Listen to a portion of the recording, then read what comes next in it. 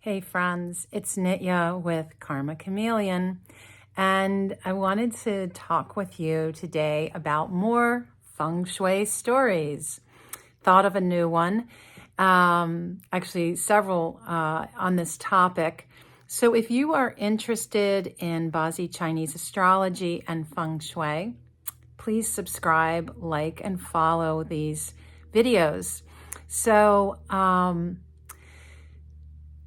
in my 20 years of being a Feng Shui consultant, I have come across, and I can think way back to one of my first few years of a woman who had was walking through her house, get to her bedroom. Over the bed, there is a painting of a winter scene. And then at the foot of the bed is a chest and her dog's ashes.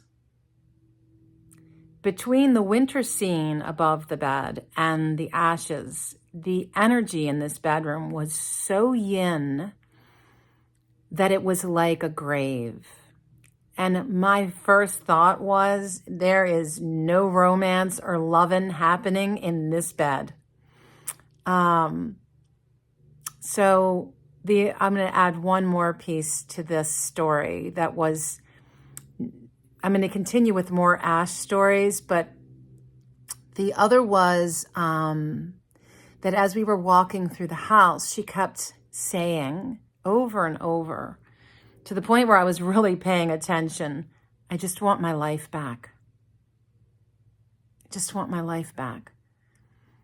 And I noticed all of her family photos were up on a shelf, like oddly above eye level. The other thing, and I mentioned to her that she needed to bring her pictures down where her family could be with her. And she was startled and surprised that I said that, because she said it never occurred to her that she had put her family photos out of sight and out of reach. What was also contributing to her feeling like she was outside of her life was that this woman's astrology, her Bazi astrology, was saying that she was destined to live a holy life. From the age, I believe it was about 20 some years old, early 20s, that this was like the divine chart of somebody that would become a nun, a monk, seriously.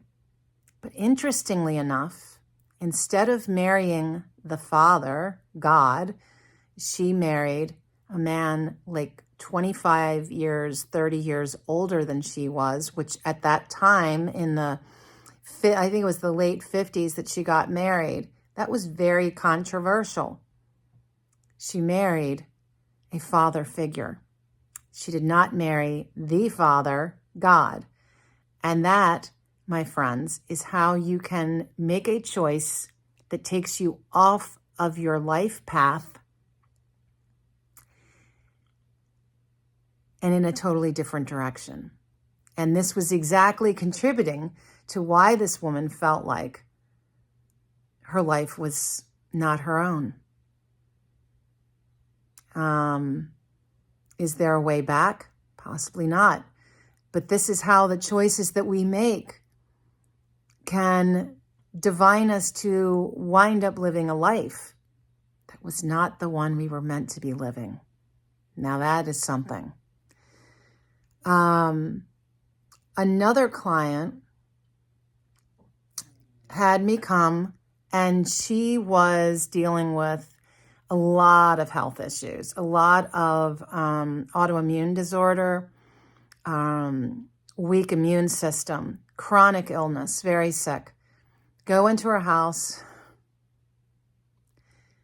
This was an interesting story. I think I counted over 36 bird cages in her house of varying sizes and material. To have bird cages in your house, a collection like this, means that you are trapped, that you are caged.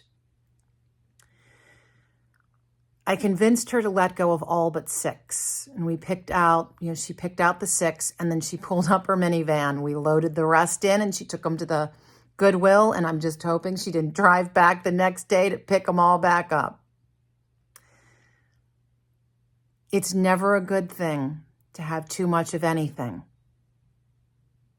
Anything. Balance is always what we're after.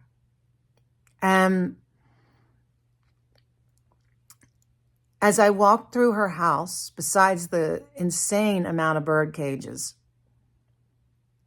I'm thinking there was at least one dog urn in her bedroom. The guest room had another dog urn. And then in the center of the house was a shrine to both her mother and her grandmother, with their death certificates framed on the wall, their like a memorial poem, photos of them. It was a shrine. What happens when we bring death into our house? That's exactly what we're inviting into our house. It is a yin energy that is so intense that it has the power to pull down your own life force. Essentially, you're like in a morgue in your own home. Obviously, I'm doing handheld today, and I'm hoping it's okay.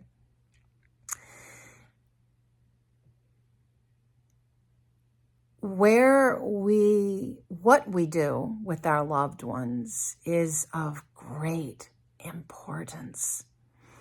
The ashes of a loved one, if you ask my humble opinion, and this is a very sensitive subject, is to be freed to the winds.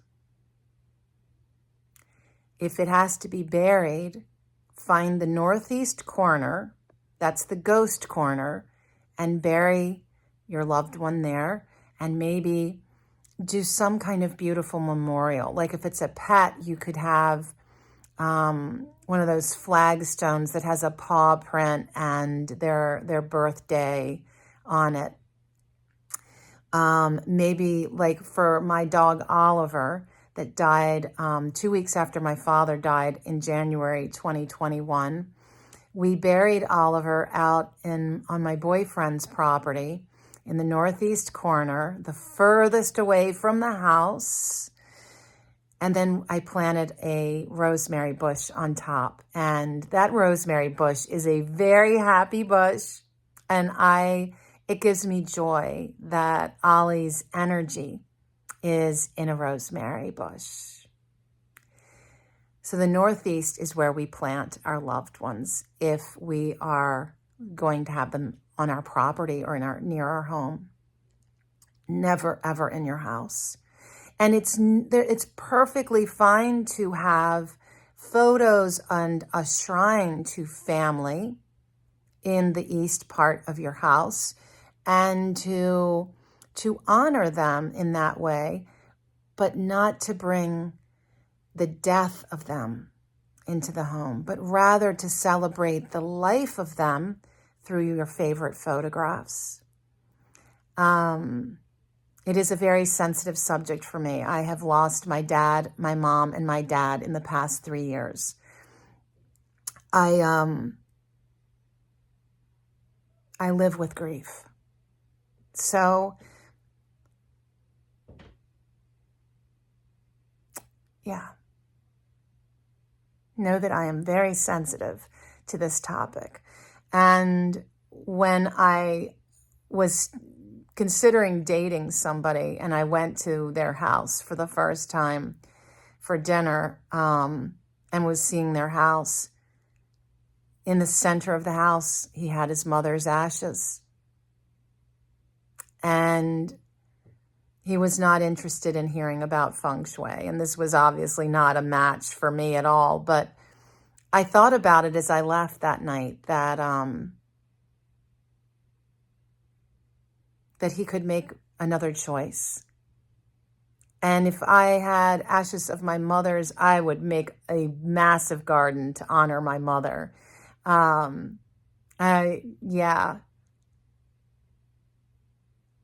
So, but the thing is, it's like, yeah, I think when we go through our home, we want to fill it with life and celebrate the life of someone, not their death. And let the death be something outside of the home that can manifest into something exquisite that's living, like a tree, like a rosemary bush, like roses or a lilac bush, right? So it's a short one today. I just wanted to touch base on this. It's a very, very sensitive but important topic. I will also mention, I had a client in Churchill, beautiful historic neighborhood here in Richmond, living across from a cemetery, a rather famous cemetery. It is never a good idea to live near a cemetery or a church. It's very yin energy again. Yin energy speaks of death. It speaks of the tomb. It's also where spirits live, and that can be any kind of spirits. So the last thing you want on your porch are wind chimes. The wind chimes will draw spirits in. And again, you never know what flavor spirit you're getting. Some of them are okay. Some of them are peaceful and calm. And some of them are raging. They are trapped here for whatever reason. So remember that. Very important to look at. And you can put up a bagua mirror to deflect that energy on your front door and bounce that yin energy away. You can also erect things like boxwood or large bushes to block some of that chi from entering into your property. In general, you really want to avoid a home that is in any proximity to even a hospital, a church, or certainly a cemetery. Gracious. Yeah. We want to celebrate and surround ourselves with everything that is about living and a vibrant life. Thank you so much, and be well.